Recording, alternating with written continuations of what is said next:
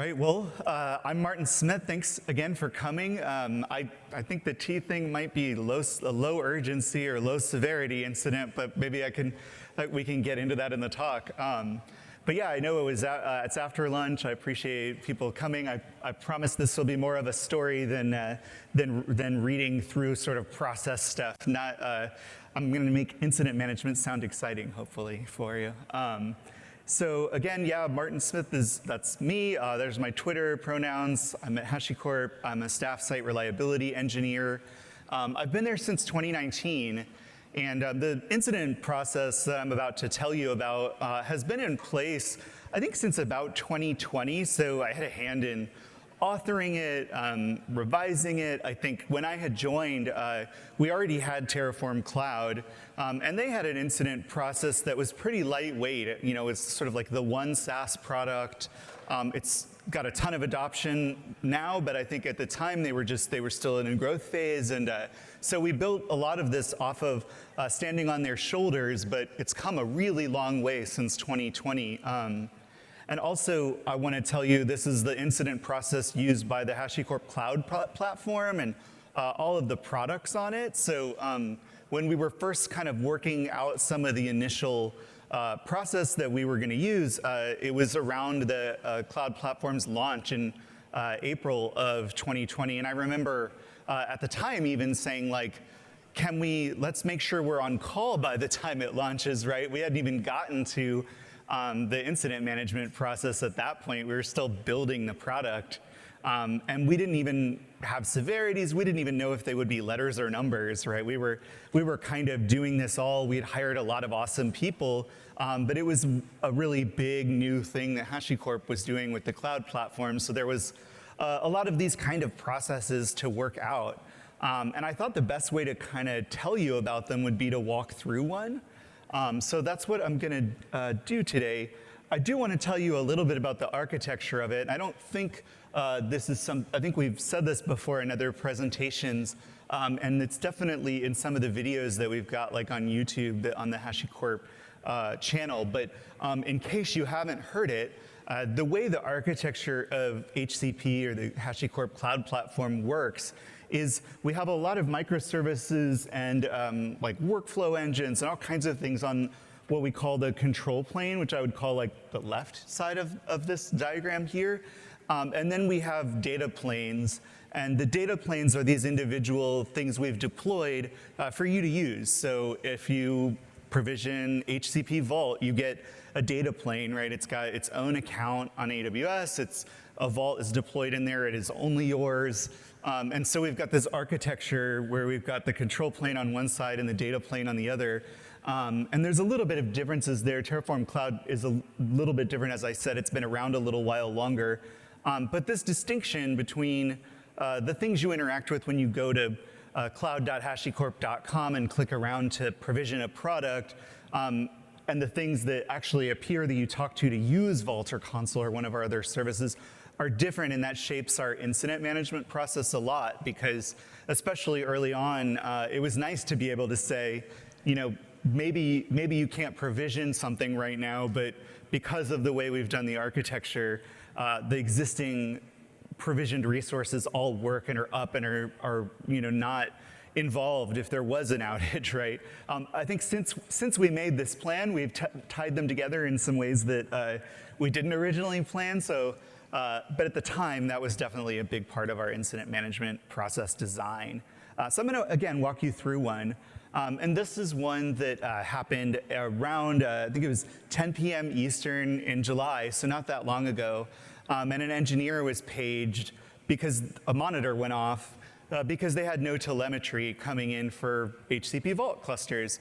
And we have this idea of a first responder that's part of our incident management process. And so this engineer was the first responder. And we like that term because there can be a lot of incident process. You know, it's like, are you the external liaison, the comms person? Are you the investigator, incident command? But a lot of times, you know, 10 p.m. on a weeknight, it's a first responder. It's really just one engineer going, something's different. What should we do?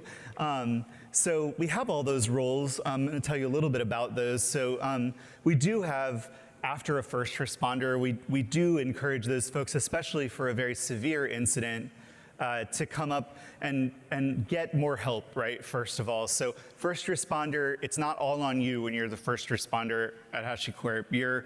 Your job is just to get other folks involved to muster a bigger response. And you'll probably get an external liaison, somebody to update our status page, status@hashicorp.com, I think is, you should check it out. And we also get someone potentially to scribe. That role has been diminished a lot for us lately as we have more tooling for incidents, which is awesome, because it's not the most fun role in the world.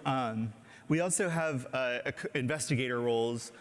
So we have the folks that are actually going to be doing the work to figure out what the problem is, and there might be more than one.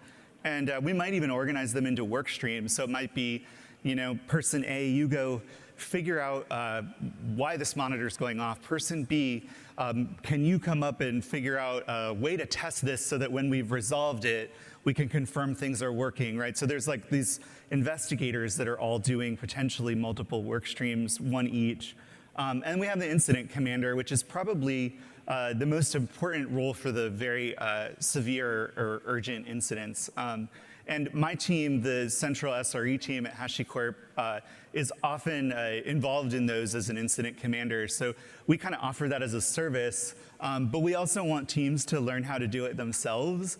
So it's more of a thing where we might do it for a new team or a new product, and then we might kind of say, as you feel more comfortable with it, be your own incident commander.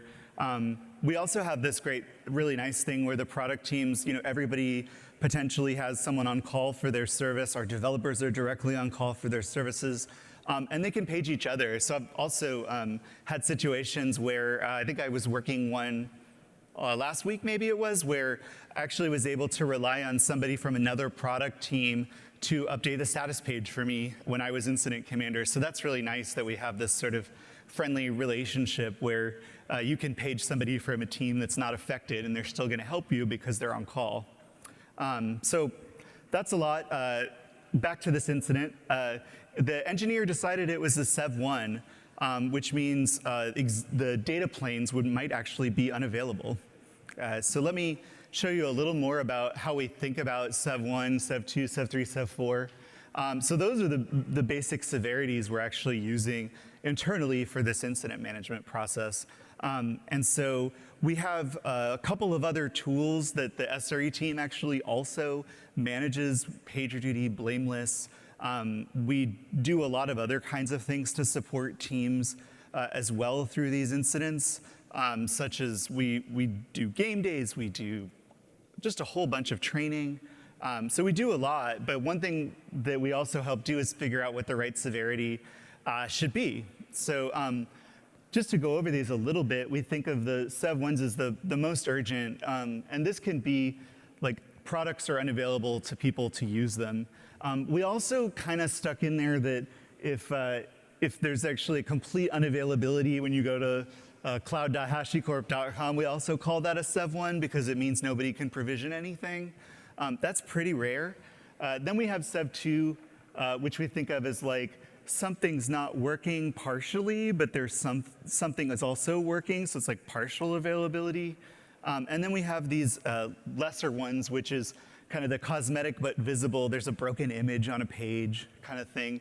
And then Sev4, which we use actually for all kinds of things. Our tooling has gotten so good that even some of our teams use it for maintenance.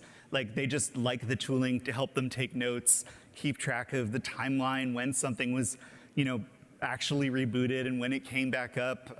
So we use Sev4 for a lot of things as well, but it's also something that I think we use a lot when we're worried something might become more of an issue.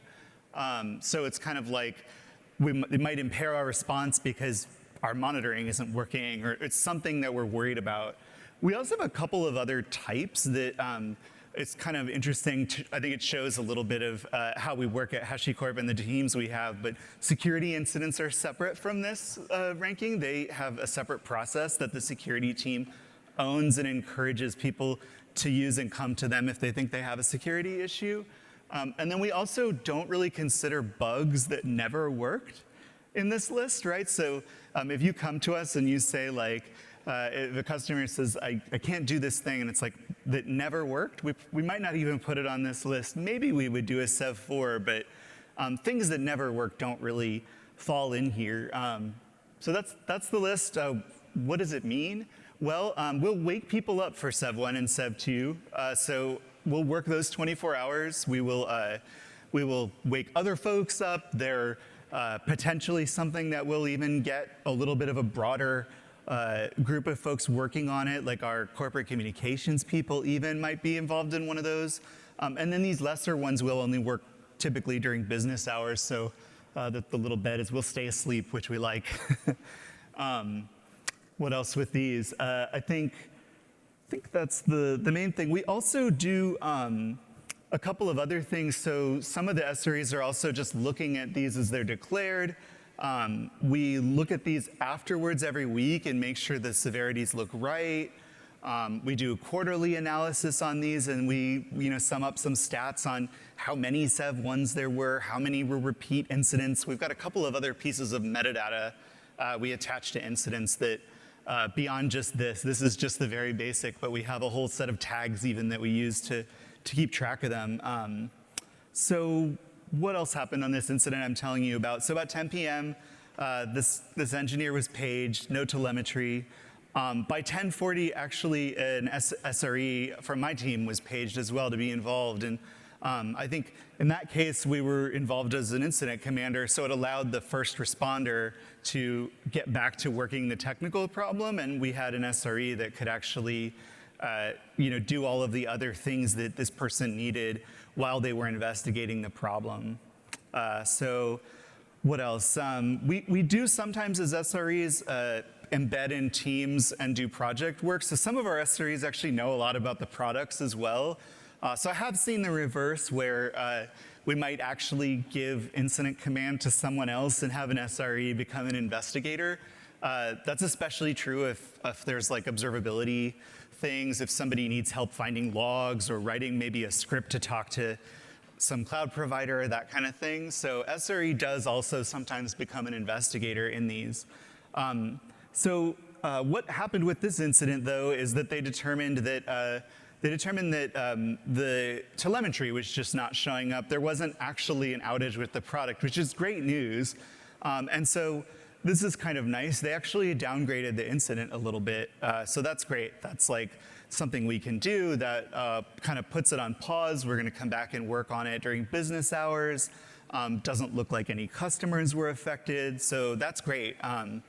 And then time passed. So this was 10 p.m. at night. We have engineers in Europe, and they woke up. And without the pressure of a Sev 1 incident, an engineer in Europe looked at it and had a suspicion, which is that it might be just the workflow engine, which we use to collect some stats, wasn't working.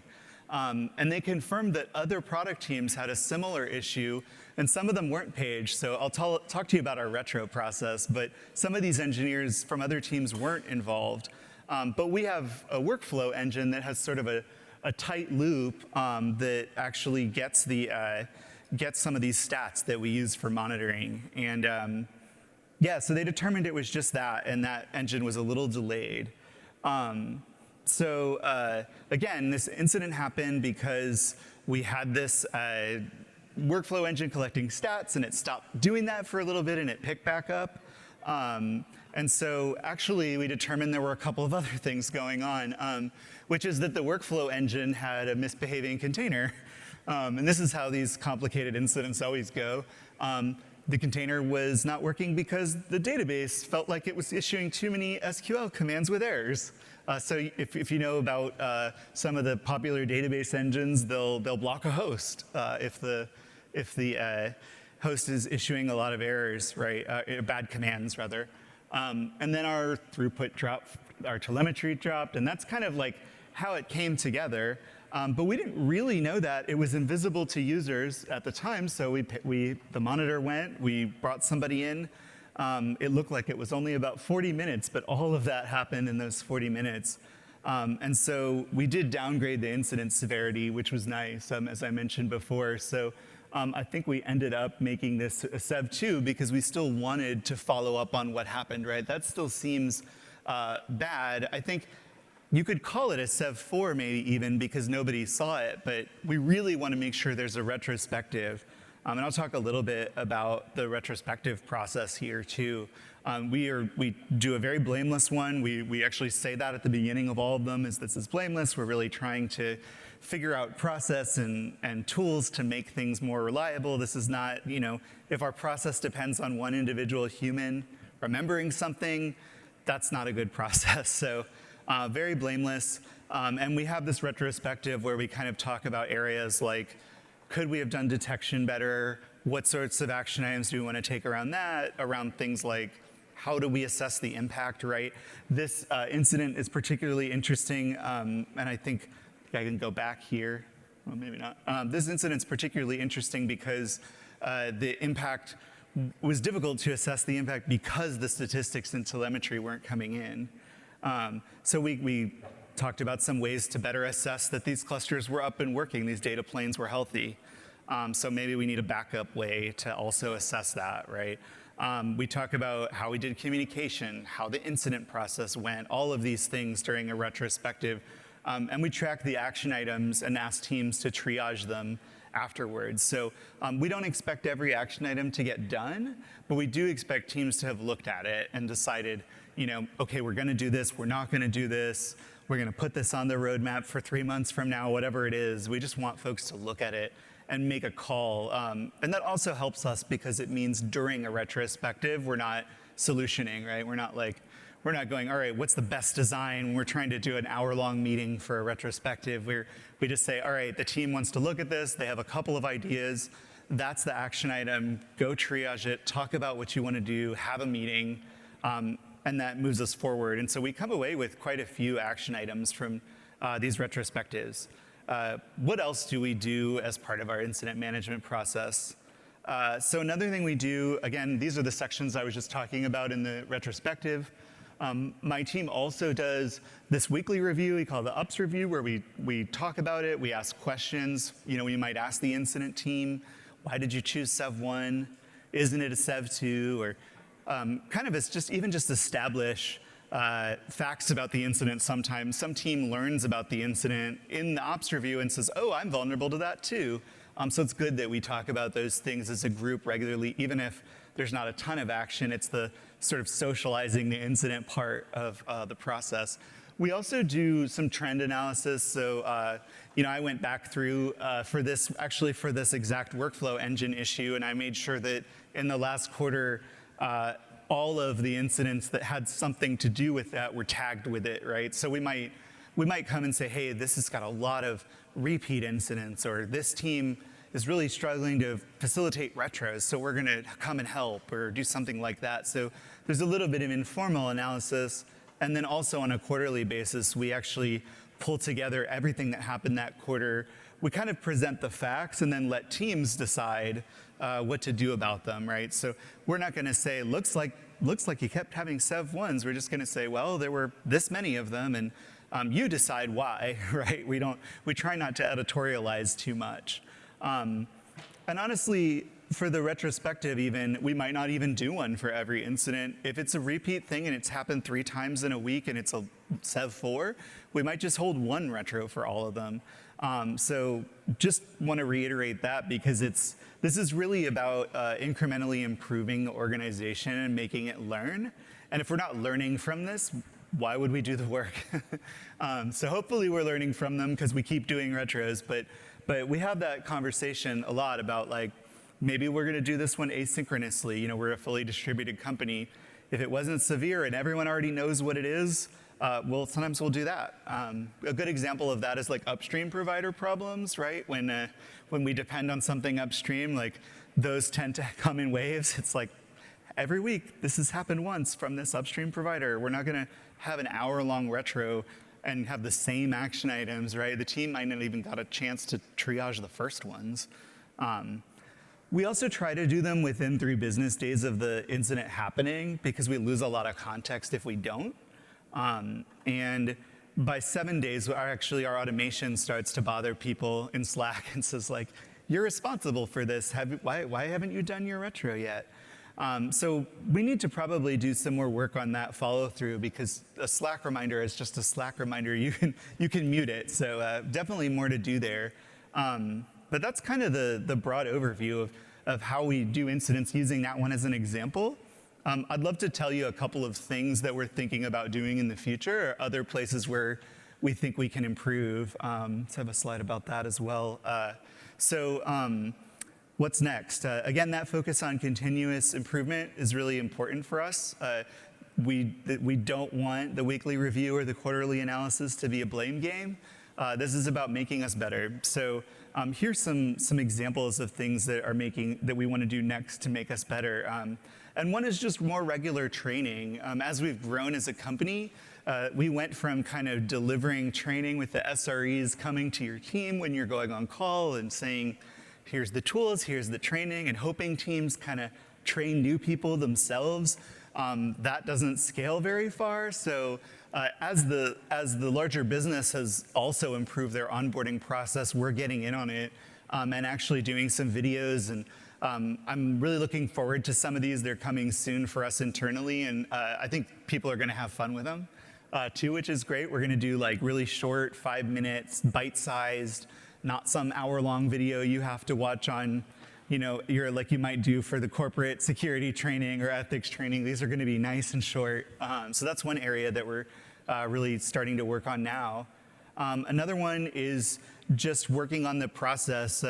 Again, we were a small team originally, and we've grown a ton, and the process follow-through falls in places where, when you have 15 teams, some teams are not going to actually fully execute all the things in the super long document that they may not have read in a while. So working on things like the speed at which we do retros, really 7 days is probably too long as well. And some of these other things here, like improving how we do action items, having more opinions as SREs about some of these things, and then writing them down and sharing them with the development teams is really going to help. A last one that has kind of also been really fun for us is including more groups of the company in it. You might recall HashiConf EU a few months ago. We actually got some teams that were offering services internally to use some of our processes. We have like a heightened awareness process, which is listed there, and that's where we just kind of remind teams of what events are happening, or that there might be a holiday, or there's some reason why it's risky to make a change right now. We make comments on pull requests using our automation for that, and we've actually included more teams in HashiConf EU. Was one of the first times we did that, where even the internal IT team was using some of our tooling to make sure they didn't, update a laptop during a presentation or something. So we've continued to improve there. Refining our incident severities as we have more products, I think, is important. You should go look at that a lot. Like, you can't just write that once and walk away. As you've seen some of the announcements here, there's like new features in some of our HCP products, or new ways in which they connect back to on-premise infrastructure. These incident severities have to be a living document that moves with them, and we have to not only make sure they apply correctly, but we also have to make sure that there's examples. So we actually put examples of what kinds of things would be a Sev 2. And we need examples for all those new products to help them, when they get in an incident, figure out what severity to choose. So that's some of the things that are in the short term for us internally for improving. Like I said, continuous improvement's the name of the game. We also have some things that are already strengths of ours that we need to capitalize on and keep using. So you may have heard already, I think even Armin mentioned it in one of the keynotes today, about writing RFCs. We have a great internal culture of writing these documents, so we want to continue to do that and spread them out to all the teams and get feedback when we change the process, change the severities, anything we do. That has been really effective as not just a communication tool, but also to get feedback. I think we built a better incident process because we use that RFC process and that culture of communication at HashiCorp. Another thing we want to do is put more data in front of teams, especially because we're organized as a central SRE group. We think one of our missions should really be to put information in front of teams to help make better decisions. So we want to keep doing that. We do that some today. And if you caught the talk yesterday, we talked about actually doing that for database performance and putting that in front of teams. There's more places where we can do this. Also, just platform thinking. I think we're doing okay there, but we want to keep improving that to where you get more by default when you deploy on HCP if you're a service team. So you come to us and you want to launch something for HashiConf next year, and you're like, how do you do observability? Well, I would love to just say, just import this library, or we already ship your logs. All you need to do is just deploy on the platform and use this logging library, or whatever it is. There's a lot of those where we want to keep capitalizing, making that easier, not something people have to do themselves every time they make a new product. What else? So tooling and culture, we have a pretty good culture, I think, around on-call and incidents, but culture is like really fragile. And so I think we need to figure out ways to keep that up and keep it where teams are, notice when teams are paged too much and have those conversations. And really, I tell everybody that I might refer or that's coming on or that just joined HashiCorp that on-call is easy here. And I want that to still be true. But I can't just say that, right? I've got to actually find ways for the SRE team to make that true. So that's another one that tooling will support as well. So just a couple more slides here. Again, the TFC team had a lightweight incident process, so we're standing on the shoulders of giants. They actually had a really awesome game day process, which involves sort of a simulated incident, and we started from what they had developed there and really built out that, and that was awesome, actually.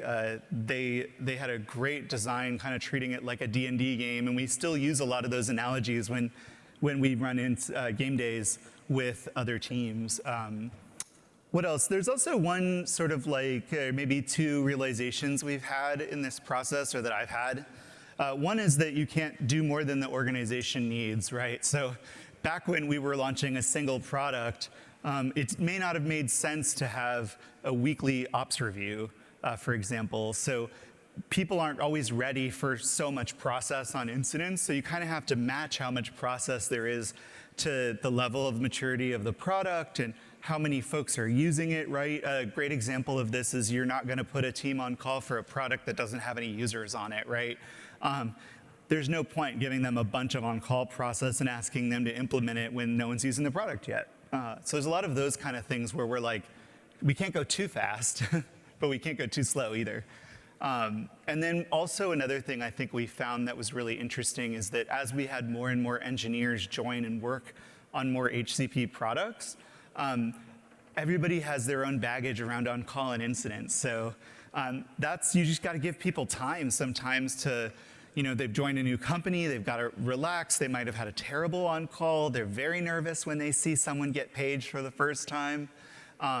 So you can't really just take processes, whether they're good or bad, from other organizations and lift and shift them into yours. I think we've really had to figure out and use those RFCs to build a new process just for us. So that's definitely a realization that as people come in, we've had to go, wait, this is not the place you were before. This is, these are our needs. They're different than some other products' needs. And the architecture is a good example of that.